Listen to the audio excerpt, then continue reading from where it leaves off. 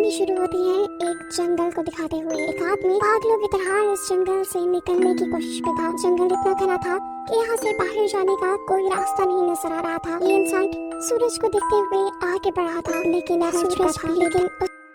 उसने भागना नहीं छोड़ा। भागते भागते एक पॉइंट आया जहाँ एक फेरी के स्केलेटन पे उसे लिखा मिला पॉइंट ऑफ नो रिटर्न, यानी यहाँ से कोई वापस नहीं जा सकता। इस बोर्ड को देखकर परेशानी उसके चेहरे पे साफ जाहिर थी। अंधेरा गहरा हो जाता है और एकदम से सारे परिंदे उड़कर यहाँ से चले जाते हैं। ये आदमी बहुत ज्यादा डर रहा था, इसीलिए दरख्त के ऊपर चढ़ जाता है और उसकी बदकिस्मती कि वो इतनी ऊंची दरख्त से गिर गया। इससे पहले कि वो बेहोश हो जाता, हम देखते हैं कि कोई उसे खींच कर ले गया। खींचने वाला कौन था ये नहीं दिखाया गया। आदमी की दर्द भरी चीखें सुनाई दी गई। सीन कट होता है और हमें 6 दिन बाद शहर में मीना नाम की एक लड़की को दिखाया जाता है।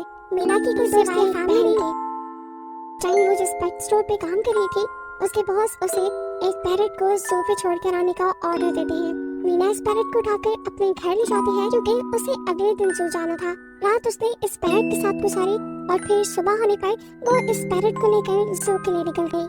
लंबी सड़क पर चलते चलते एकदम से शायद उसने गलत टर्न ले लिया और वो पहुंच गई जंगल के बीचों बीच। ये वही जंगल था जहाँ हम पहले एक आदमी को गायब होता देख चुके हैं। पहले तो वो अपनी गाड़ी के जरिए ही इस जंगल के जब उसे यहाँ से बाहर निकलने का रास्ता समझ नहीं आया तो उसे इस गाड़ी से उतरना पड़ा। उसे लगा कि शायद यहाँ करीब कोई होगा जिससे वो मदद मांग ले। वो अपने पैरेट को लेकर आगे बढ़ाने जाते हैं और जा रहा था।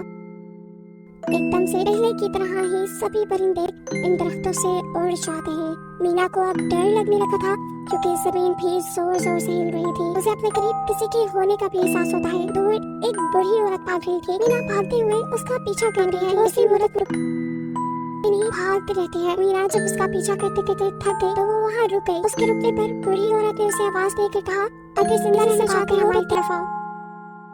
ये सुनते ही मीना दोबारा उस बूढ़ी औरत की तरफ भागी और वो बूढ़ी औरत उसका हाथ पकड़कर उसे एक घर में ले आई।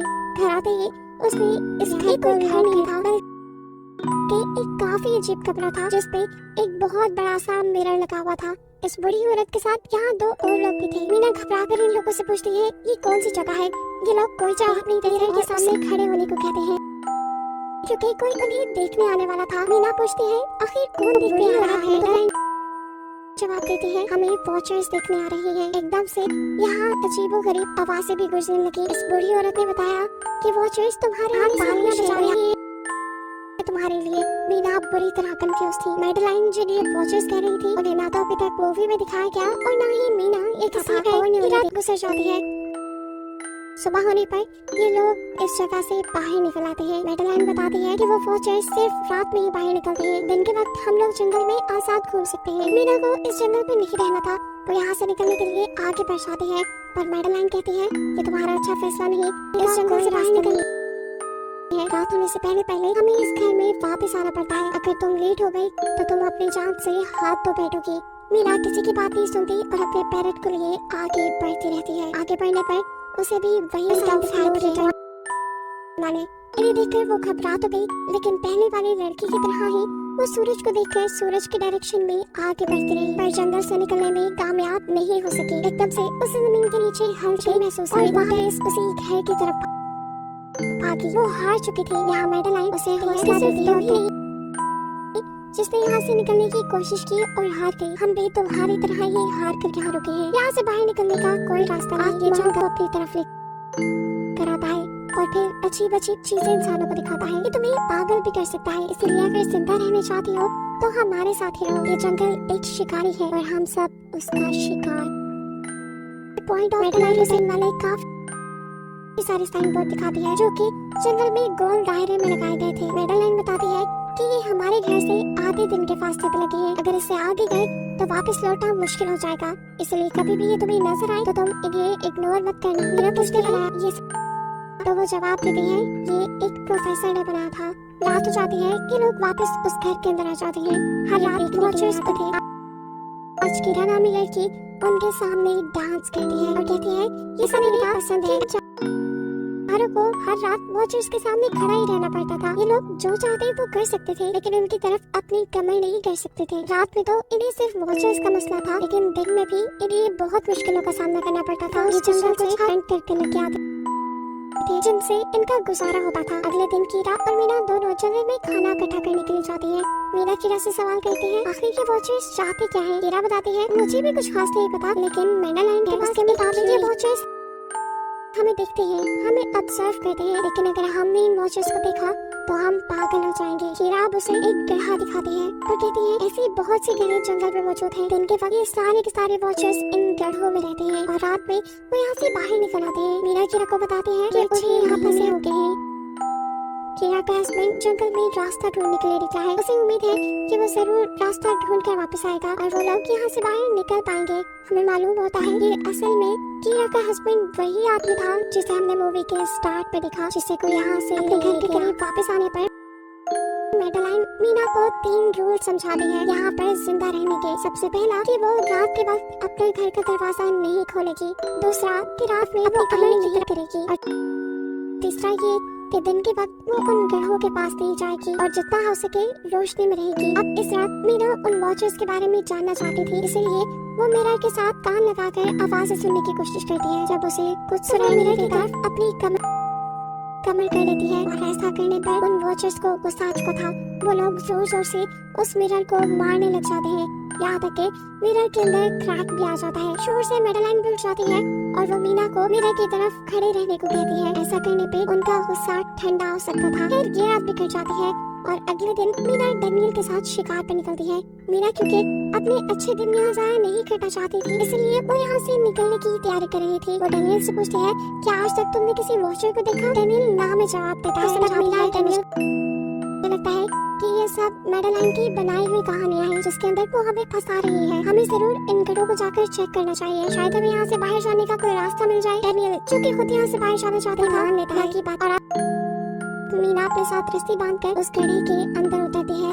रस्सी का दूसरा सिरा डैनियल ने पकड़ा हुआ था कि अगर मीना को कुछ भी हो वो जल्दी से मीना को बाहर की तरफ खींच ले। मीना नीचे गड्ढे में पहुंच जाती है जहाँ उसे बहुत सारे मीना इस सामान को इकट्ठा कर लेती है। जरूर वो जंगल में फंसे हुए इंसानों का ही सामान होगा। रस्सी के सहारे मीना और डैनियल उस सामान को बाहर ले आती है और इससे पहले कि मीना उस गड्ढे से बाहर निकलती, उसे गड्ढे के अंदर किसी की उंगलियां दिखाई देती हैं। वो ठीक से तो नहीं देख पाई कि क्या चीज थी, लेकिन वो डर गई। ये लोग उस सारे सामान से लेकर उसमें आ गए जहाँ मेडालाइन ने उससे पूछा, ये सामान तुम्हें कहाँ से मिला? ये लोग झूठ बोल देते हैं कि ये सामान तुम्हें जंगल से मिला है। मेडालाइन को इस जंगल में रहते हुए बहुत अरसा गुजर चुका था। ऐसा सामान उसे जंगल से नहीं बल्कि गड्ढे से मिला होगा। वो मीना से पूछती रह जाती है, बताओ तुमने गड्ढे के अंदर क्या देखा? लेकिन मीना उसे कुछ नहीं बताती।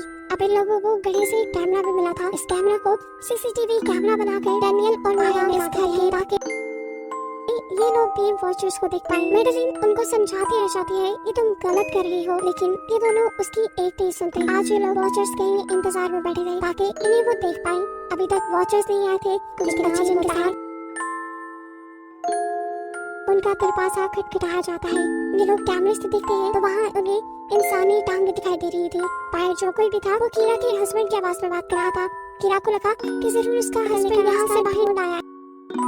वो जल्दी से उठ कर दरवाजा खोलने के लिए जाती है, लेकिन मेडालाइन उसे रोक देती है और कहती है, तुम ये दरवाजा नहीं खोल सकती। मैं जानती हूँ बाहर तुम्हारे हस्बैंड नहीं है। कीरा को मेडालाइन की बातों पे यकीन नहीं था, इसलिए मेडालाइन कहती है, तुम इसका इम्तिहान ले लो। इसी बात मुझसे कोई जिसके बारे में सिर्फ तुम या तुम्हारा हस्बैंड जानता हो। कीरा बाहर खड़े हुए इंसान से एक किताब के बारे में सवाल करती है, जिसके बारे में उसे पता होना चाहिए था, लेकिन जब बाहर खड़ा होने के बाद वो ये समझ जाती है कि ये वॉचर ही है। ये जब दरवाजा नहीं खोलते तो वॉचर इनके बाहर लगाए हुए कैमरा को तोड़ देता है।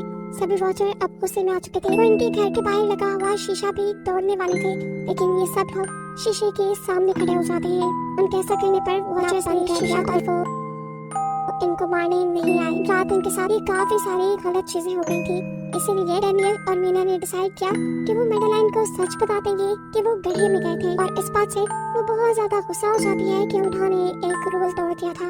मेडालाइन उस गड्ढे से लाया गया सारा वापस उसी गड्ढे में फेंक देती है और अब ना चाहते हुए मीना भी यही रहने वाली थी। वक्त गुजरता गया, मौसम भी बदल गया, सर्दियाँ आ गई थी, लेकिन अभी तक ये लोग यही फंसे थे। मीना हर रोज यहाँ से बाहर निकलने वाले रास्ते की तलाश उसे कोई रास्ता नहीं मिलता था। उसने एक नक्शा भी बनाया था। उसे यकीन था कि कभी तो वो ये नक्शा पूरा कर ही लेगी। सर्दियों की वजह से इन्हें खाना भी ठीक से नहीं मिल रहा था, इनकी दिमागी हालत खराब होती जा रही थी। और इसी सब में मैडेलिन और डेनियल का झगड़ा हो जाता है। उस समय वो मैडेलिन के साथ साथ मीना को भी बाहर ही छोड़ के कीरा को सेफ हाउस में ले जाकर लॉक कर देता है। अंधेरा भी होने वाला था। मैडेलिन और मीना बहुत दरवाजा खटखटाती है। डेनियल की मिनती दरवाजा खोल दो, लेकिन दरवाजा नहीं खुलता। फिर अंधेरा भी हो गया और मजबूरन इन्हें अपनी जान बचाने के लिए एक घने दरख्त के नीचे खड़ा होना पड़ा। अब तो इन्हें वॉचर्स के आने की आहटें भी सुनाई दे रही थी। इस टाइम मीना और मैडेलिन के साथ हम ऑडियंस को भी इन वॉचर्स की एक झलक दिखाई जाती है। ये लोग खतरनाक थे। अपने घरों से निकलकर ये सब इंसानों को देखने के लिए इस सेफ रूम तक पहुंचते हैं। और जब ये लोग देखते हैं कि मीना और मैडेलिन वहाँ नहीं है, तो उनको खाने के लिए ये लोग जंगल में जाते हैं। और इनके टीचर्स के दूर जाते ही मीना और मैडेलिन को मौका मिल जाता है दोबारा अपने सेफ हाउस तक आने का। इस मर्तबा वो जोर जोर से दरवाजा खटखटाते हैं और आखिर डेनियल उनके लिए दरवाजा खोल ही देता है। ये लोग घबराए हुए थे क्योंकि इन लोगों ने अब वो क्रिएचर देख ली थी।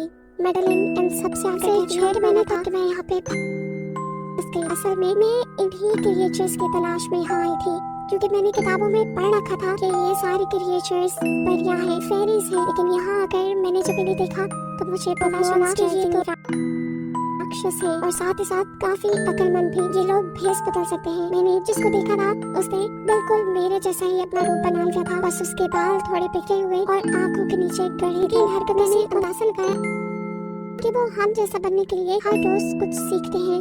इसीलिए ये हर रोज आकर हमें ऑब्जर्व करते हैं और जो काम हम करते हैं वैसे ही काम ये लोग करने लग जाते हैं। इनकी इन्हीं बातों की तरह दोबारा दरवाजे पे खटखटाहट होती है। ये क्रिएचर्स अब इन्हीं की तरह बोल रही थी। वो अंदर आना चाहती थी, लेकिन ये दरवाजा ना भी खोलते फिर भी क्या हो जाता। उन क्रिएचर्स में इतनी ताकत थी कि वो इस लोहे के दरवाजे को तोड़कर अंदर आ जाए। इन लोगों को भी छुपना था। सभी को कुछ समझ नहीं आ रही थी, पर अचानक फर्श पे पड़ी है।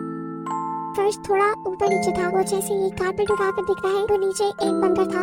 ये लोग बिना वजह के उस बंकर का दरवाजा खोल के उसके अंदर चले जाते हैं और फिर बंकर बंद कर लेते हैं। इस चीज से हैरान थी कि बंकर इतनी अर्से से यहाँ था और इन लोगों को पता भी नहीं चला। इस बंकर के नीचे बहुत फैसिलिटीज थी, हजारों दिन का खाना, बहुत सारे टीवी, टेक्नोलॉजी और भी बहुत सा जरूरत का सामान रखा था। मीना जानना चाहती थी कि आखिर ये जगह किसने बनाई, इसीलिए वो इस कंप्यूटर को खोलने के लिए इंटरनेट तो नहीं था, लेकिन बहुत सा डाटा सेव था, जिसे खोलने पर इन्हें पता चलता है कि ये सारी जगह डॉक्टर मार्टिन ने बनाई थी।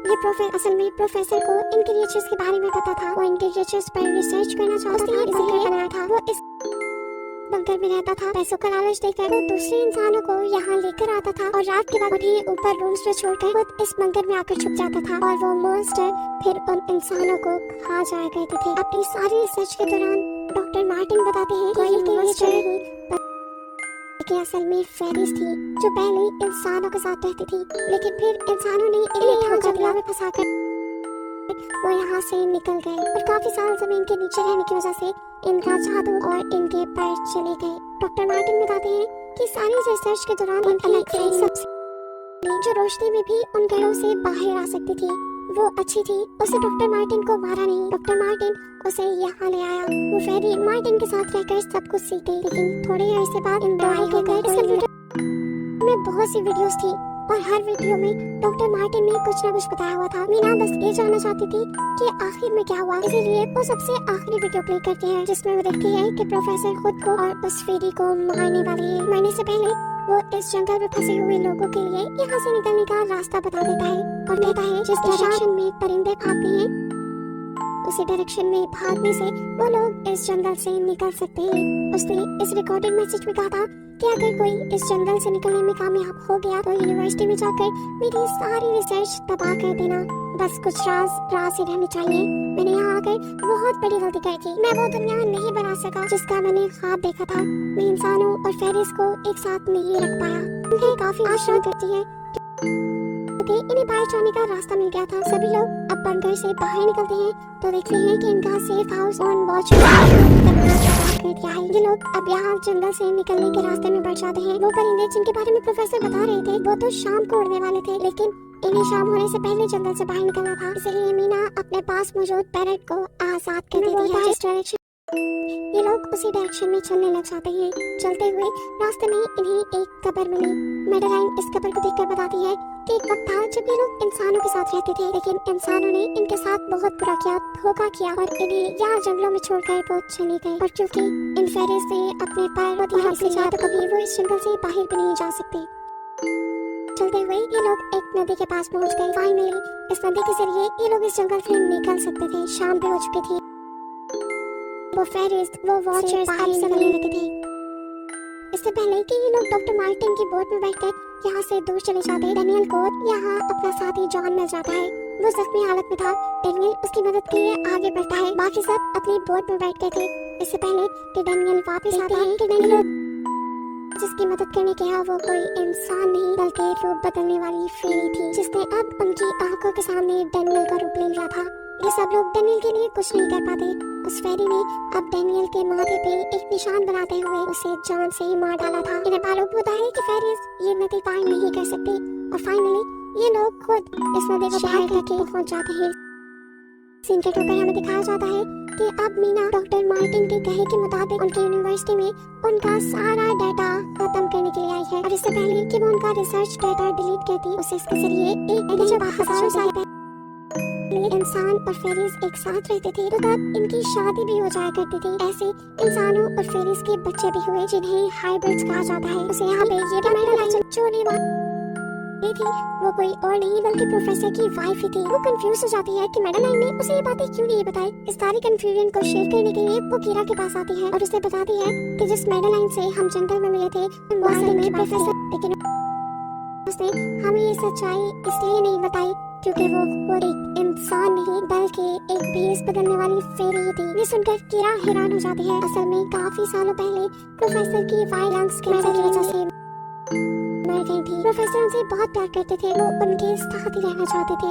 और फिर प्रोफेसर को पता चला इन भेष बदलने वाली फेरीज के बारे में। अपनी वाइफ की फोटो दिखाते हुए उसने उस फेरी को जैसा बना दिया। अभी ये सारी बातें मीना बता ही रही थी तो एकदम से उसे सारी बातें कीरा को नहीं बल्कि मेडेलाइन को ही बता रही है, जिसने इस वक्त कीरा का भेष बदला हुआ था। जैसे ही असली कीरा यहाँ आती है, मेडेलाइन उसे बेहोश कर देती है, जिसके बाद वो फौरन मीना पे हमला करने के लिए आगे बढ़ती है। उसका इससे पहले कि वो मीना को मार देती, वो उसे कहती है मैं इकलौती थी जो जंगल में सबसे अलग थी। वहाँ सारी फेरीज मेरा मजाक उड़ाती थी।